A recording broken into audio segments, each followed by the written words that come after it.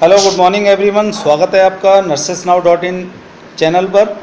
और आज की इस ऑनलाइन क्लास में हम डिस्कस करेंगे माननीय प्रधानमंत्री श्री नरेंद्र मोदी जी की महत्वाकांक्षी स्वास्थ्य योजना आयुष्मान भारत योजना के बारे में। आयुष्मान भारत योजना 2018 के बजट सत्र में उस समय के वित्त मंत्री स्वर्गीय श्री अरुण जेटली जी द्वारा अनाउंस की गई थी और इसको प्राइमरी हेल्थ केयर में जितनी सर्विसेज प्रोवाइड की जाती हैं उनको और स्ट्रेंथन करने के लिए लॉन्च किया गया है। यहाँ आप डायग्राम में देख रहे हैं जो प्राइमरी हेल्थ केयर की सर्विसेज थी उनमें primary level of health care में सेकेंडरी और टर्सरी यहाँ आपको ये एक्सिस्टिंग RMCH सर्विसेज जो हैं RMNCHA ये पहले प्रोवाइड की जाती थी, जिसमें हम ज़्यादातर फोकस करते थे कम्युनिकेबल डिजीज़ के लिए। लेकिन आयुष्मान भारत योजना को उस वाइटल स्टैटिस्टिक्स को सपोर्ट करने के लिए लॉन्च किया गया है, जिसमें जो डाटा है वो ये शो करता है कि 62% लगभग 62% मॉर्टेलिटी थ्रू आउट कंट्री जो होती है वो नॉन कम्युनिकेबल डिजीज़ की वजह से होती है। 62% लोगों की जो डेथ है वो नॉन कम्युनिकेबल डिजीज़ की वजह से होती है। तो उस जितनी भी नॉन कम्युनिकेबल डिजीज़ हैं उनके लिए सर्विसेज को भी हमें प्रोवाइड करना है प्राइमरी लेवल से। दूसरी चीज़ जो दूसरा इनिशिएटिव है इस योजना का वो है प्रधानमंत्री राष्ट्रीय स्वास्थ्य सुरक्षा मिशन। इसके अंतर्गत जो भी पुअर और वल्नरेबल जो फैमिलीज़ हैं उनको 5 लाख रुपए तक का हेल्थ कवरेज दिया जाता है कि वो प्राइवेट या गवर्नमेंट हॉस्पिटल में अपना ट्रीटमेंट करा सकें, सेकेंडरी और टर्सरी लेवल का हेल्थ केयर प्राप्त कर सकें। ये आयुष्मान भारत योजना अप्रैल 2018 में शुरुआत हुई इसकी और माननीय प्रधानमंत्री जी ने पहला जो health and wellness centre launch किया वो आपका छत्तीसगढ़ में था। और इस हेल्थ एंड वेलनेस सेंटर के थ्रू जो सर्विसेज दी जानी हैं वो हैं pregnancy and child birth, neonatal and infant health, childhood and adult health, family planning and reproductive health, साथ में common ophthalmic and ENT problems, oral health, mental health element, elderly and palliative health, emergency medical services और साथ में management of communicable diseases and also non communicable diseases. General out patient care भी हम इसमें provide करते हैं। Health and wellness centre जो हैं वो जितने भी सब सेंटर और प्राइमरी हेल्थ सेंटर हैं उन्हें अपग्रेड करके health and wellness centre establish किए जा रहे हैं। वहाँ आपको सपोर्टेड सर्विसेज भी मिलती हैं, health promotion including yoga, free essential medicines and diagnostics, teleconsultation भी मिलता है, रोबस्ट IT सिस्टम होता है और इलेक्ट्रॉनिक हेल्थ रिकॉर्ड मेंटेन होते हैं हेल्थ एंड वेलनेस सेंटर पर। इसको सपोर्ट करने के लिए यहाँ मैंने एक आर्टिकल यहाँ आपको दिख रहा होगा, ये एक न्यूज़पेपर का यहाँ ये आर्टिकल पब्लिश हुआ था। Indians spend much more on private hospitals than on government ones. यहाँ आपको ये डाटा दिख रहा है 72.9% जो एक्सपेंडिचर है वो ज़्यादातर जो है प्राइवेट सेक्टर में एक्सपेंडिचर हो रहा है। तो ये जो एक्सपेंडिचर है ये आउट ऑफ पॉकेट एक्सपेंडिचर माना जाता है बहुत सारे लोगों के लिए। 10 करोड़ फैमिली जो आयुष्मान भारत योजना के अंतर्गत लाभान्वित हो रही हैं उनको 5 लाख रुपए तक का पर ईयर पर फैमिली हेल्थ कवरेज दिया जा रहा है, जिससे कि उनका आउट ऑफ पॉकेट एक्सपेंडिचर जो है, जो बर्डन उनके ऊपर आ रहा है उससे उन्हें निजात मिले।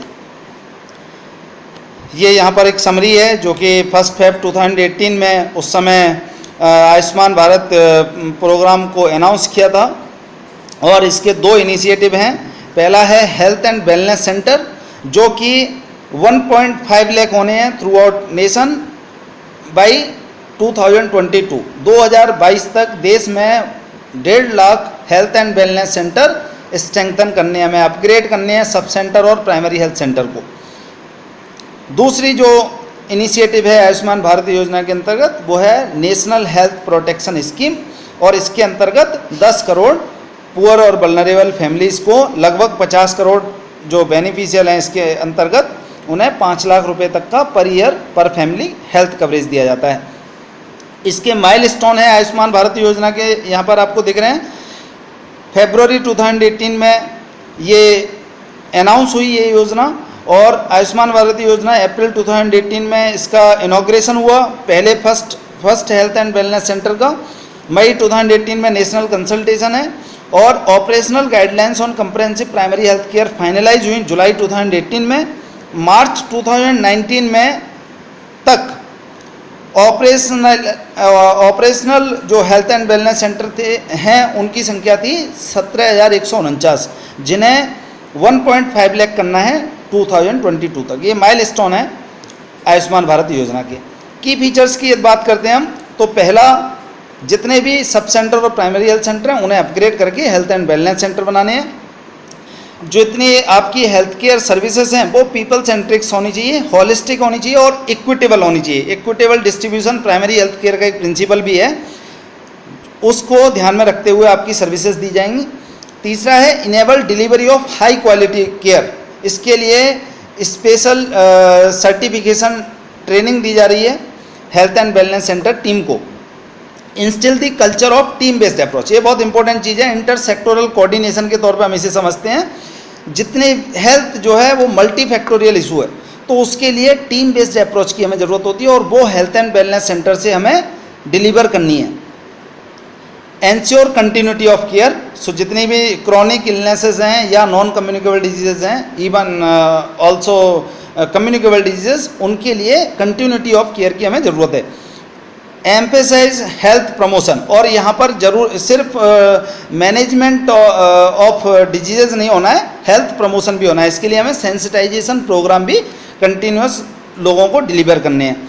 Implement appropriate mechanism for flexible financing, यहाँ इस चीज़ का ये ज़रूरी चीज़ है कि जो इन्वॉल्वमेंट, जो लोग सेल्फ हेल्प ग्रुप्स हैं, उनकी मदद से हम अपनी जो हेल्थ प्रमोशन की सर्विसेज हैं उन्हें बढ़ावा देना है।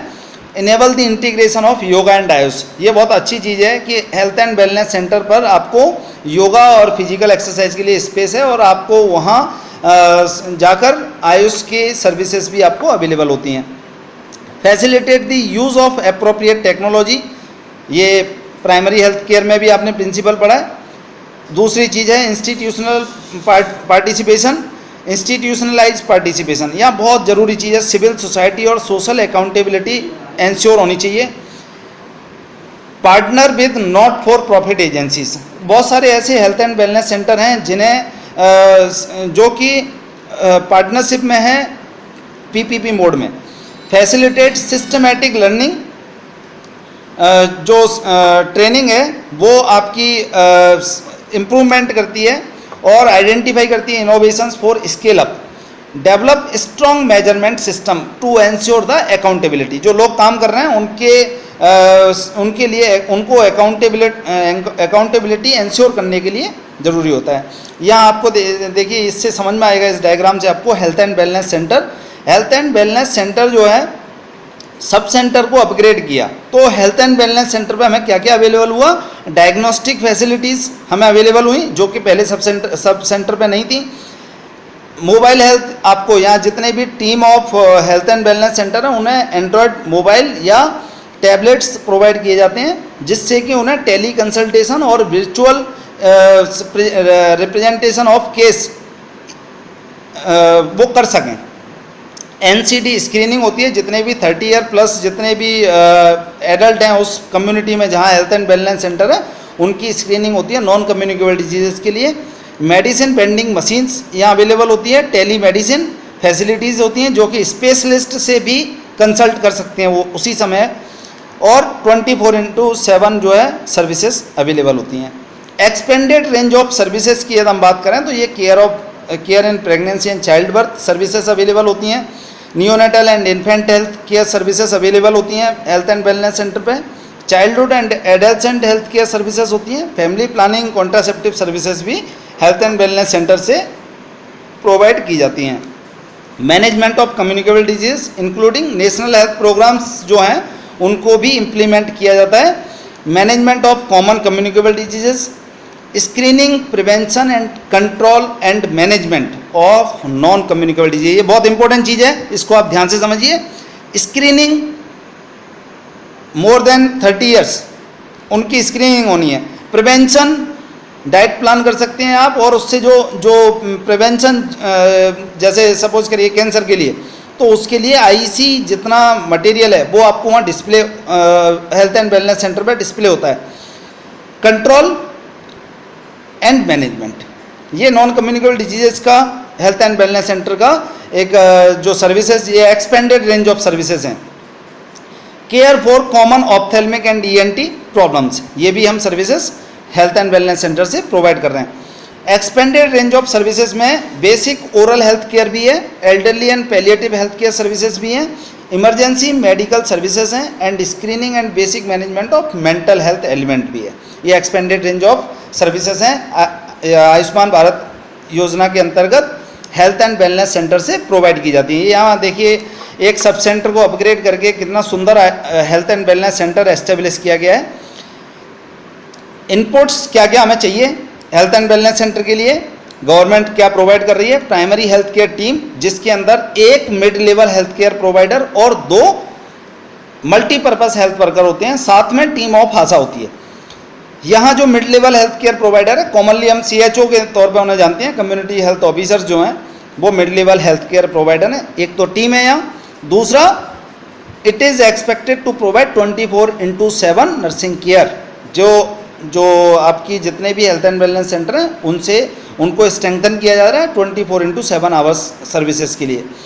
लॉजिस्टिक्स की बात करते हैं हम, तो availability of essential medicine and diagnostics, infrastructure में एडिक्वेट स्पेस होना चाहिए, आउट पेशेंट जो आ रहे हैं उनके लिए, साथ में जो डिस्प्ले मटेरियल है, कम्युनिकेशन मटेरियल है उसके लिए, और साथ में AV8 जो उसके लिए प्रॉपर स्पेस और कम्युनिटी स्पेस होना चाहिए जहाँ की वेलनेस एक्टिविटीज़ हो सकें, जैसे कि योगा है, फिजिकल एक्सरसाइज है।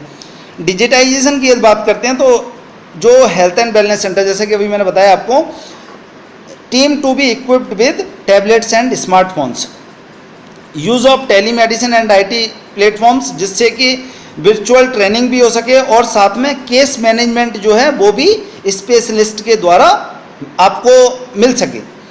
कैपेसिटी बिल्डिंग की बात करते हैं तो मिड लेवल जो हेल्थ केयर प्रोवाइडर है उन्हें ट्रेनिंग दी जा रही है 6 मंथ की, जो कि जैसे पहले IGNOU से आपका सर्टिफिकेशन कोर्स था, सो वो कैपेसिटी बिल्डिंग कोर्स ही है।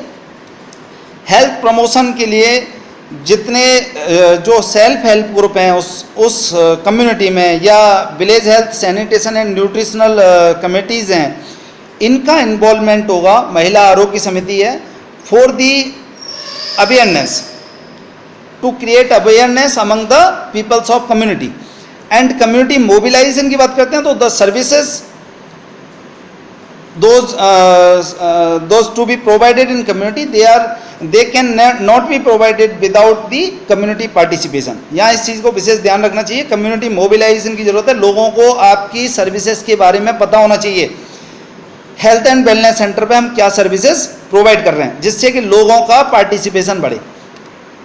Linkage with mobile medical units, कुछ हिली और ट्राइब एरिया हैं जहाँ पर नहीं है हेल्थ एंड वेलनेस सेंटर के सेटअप, तो वहाँ हम जो मोबाइल मेडिकल यूनिट्स हैं उनके द्वारा हेल्थ सर्विसेज प्रोवाइड कर रहे हैं। यहाँ आयुष्मान भारत योजना से लाभान्वित होने वाले लोग हैं 10 करोड़ ज़रूरतमंद परिवार, जिनको 5 लाख रुपए प्रतिवर्ष मुफ्त इलाज दिया जा रहा है, चाहे वो प्राइवेट हॉस्पिटल से कराएं, और लगभग 50 करोड़ लोगों को सीधा फायदा हो रहा है। फाइनेंसिंग की बात करते हैं तो देखिए अभी तक जैसे क्योंकि अभी ये योजना के लिए जब तक ये पूरी तरह से स्ट्रीमलाइन नहीं हो जाएगी तब तक इसकी जो पॉसिबिलिटी शायद नेक्स्ट इन फ्यूचर जो होगी वो फाइनेंसिंग होगी per capita basis. Component of current health expenditure को आप यहाँ थोड़ा सा समझिए। जैसे मैं अभी आपको बता रहा था कि 72% जो लगभग प्राइवेट में खर्च किया जा रहा है ना, उसमें से 69.1% जो हाउस होल्ड हैं वो आउट ऑफ पॉकेट एक्सपेंडिचर्स हैं। लोगों के ऊपर 69.1% लोगों के ऊपर वो बर्डन है। उसके अलावा फिर स्टेट गवर्नमेंट की स्कीम सपोर्ट करती हैं, यूनियन गवर्नमेंट की स्कीम, प्राइवेट इंश्योरेंस कंपनीज भी सपोर्ट करती हैं। ये बहुत छोटा सा डाटा है, लेकिन जो डाटा है वो है 69.1% हाउस होल्ड का, जो कि आउट ऑफ पॉकेट एक्सपेंडिचर है, जिसमें कि लोग जब पैसा खर्च कर रहे हैं तो वो उनके लिए बीमारी से ज़्यादा उसे वापस करने में उन्हें और ज़्यादा मुश्किलें हो रही हैं। सो इसको ध्यान में रखते हुए गवर्नमेंट ने उन्हें 5 लाख रुपए तक का हेल्थ कवरेज दिया पर family per year. Essential outputs की बात करें तो देखिए सबसे ज़रूरी चीज़ जो हमें मिलती है वो है हेल्थ एंड वेलनेस सेंटर का डाटा। जो डेटा है उस डेटा से हमें वाइटल स्टैटिस्टिक्स प्राप्त होता है और जिससे कि गवर्नमेंट नई पॉलिसीज़ बना पाती है। दूसरा है health cards and family health folders हमें प्राप्त हो रहे हैं, तो उससे हमें जेनेटिकली कोई जो जितनी इलनेसेस हैं उनके बारे में भी हमें पता चलता है। और तीसरा जो आउटपुट आता है एसेंशियल आउटपुट जो हेल्थ एंड वेलनेस सेंटर का आता है वो है increased access to services. Health and wellness centre के जो आउटकम्स हैं वो इम्प्रूव्ड पॉपुलेशन कवरेज। आपने कई सारे डेटा आप देखेंगे NCBI पे आप आर्टिकल जाके पढ़ सकते हैं। बहुत सारा जो पॉपुलेशन है जो डिफरेंट कम्युनिटीज़ हैं वहाँ लोगों का इन्वॉल्वमेंट हुआ है, लोग वहाँ हेल्थ एंड वेलनेस सेंटर पर हेल्थ सर्विसेज ले रहे हैं। दूसरी चीज़ है जो आउट ऑफ पॉकेट एक्सपेंडिचर था, जो लोगों के ऊपर बर्डन था वो कम हुआ है। रिस्क फैक्टर मिटिगेशन जो है होगा और decongestion of secondary and tertiary health facilities होगा। आपने देखा होगा डिस्ट्रिक्ट हॉस्पिटल आप जाइए तो वहाँ आपको OPD के लिए जो रजिस्ट्रेशन है उसमें आपको घंटों लाइन में लगना पड़ रहा है, तो वो उससे कम हुआ है, हेल्थ एंड वेलनेस सेंटर की वजह से कम हो रहा है। ये आउटकम्स हैं जो कि आ रहे हैं और अभी 2022 तक जब 1.5 lakh health and wellness centre काम करेंगे देश में तो ये बहुत ज़्यादा प्रभावी तौर पर हेल्थ सर्विसेज प्रोवाइड कर पाएगा। ऑपरेशनल सर्विस डिलीवरी पैकेज की यदि हम बात करते हैं तो फैमिली ओरिएंटेड सेल्फ केयर में तो preventive maternal and neonatal care provide किया जाता है, प्रिवेंटिव इन्फेंट केयर दिया जाता है, management of maternal neonatal and childhood illness का ट्रीटमेंट हो रहा है। पॉपुलेशन यदि ओरिएंटेड की बात करें तो यहाँ पर हम preventive care for adolescent girl and child bearing women's जो हैं उनके लिए कर रहे हैं, सर्विसेज दे रहे हैं। प्रिवेंटिव केयर ऑफ चाइल्ड दे रहे हैं, preventive care of pregnant and new born को दे रहे हैं। इंडिविजुअल ओरिएंटेड क्लिनिकल केयर की बात करते हैं तो preventive maternal and neonatal care, clinical primary level care, clinical first referral level care, clinical secondary referral level care, ये आपकी हेल्थ पैकेजेस हैं जो कि family operational service delivery package हैं जिनमें फैमिली ओरिएंटेड सेल्फ केयर है, पॉपुलेशन ओरिएंटेड है, individual oriented clinical care दे रहे हैं। इम्पैक्ट क्या हो रहा है इसका? इम्प्रूव्ड पॉपुलेशन हेल्थ आउटकम्स, ये सुधरे हैं, हेल्थ जो आउटकम्स हैं वो पॉपुलेशन में सुधरे हैं और इंक्रीज्ड रेस्पॉन्सिवनेस आई है। लोग जो वहाँ काम कर रहे हैं उनके अंदर जो जिस तरह की अकाउंटेबिलिटी उनकी इंश्योर की गई है उससे कि रेस्पॉन्सिवनेस इंक्रीज हुई है। सो आयुष्मान भारत योजना में आपको 2 इनिशिएटिव याद रखने हैं, हेल्थ एंड वेलनेस सेंटर है इसका और नेशनल हेल्थ प्रोटेक्शन स्कीम है। रेफरेंस के लिए आप pmj.gov.in को रेफ़र कर सकते हैं, ncbi.nlm.nih.gov पे आप जा सकते हैं, वहाँ आपको PMC आर्टिकल्स मिल जाएंगे, ये आर्टिकल नंबर हैं। सो डिफरेंट साइट हैं यहाँ पे, विकीपीडिया भी जा सकते हैं, pib.gov आप देख सकते हैं reference. Thank you so much.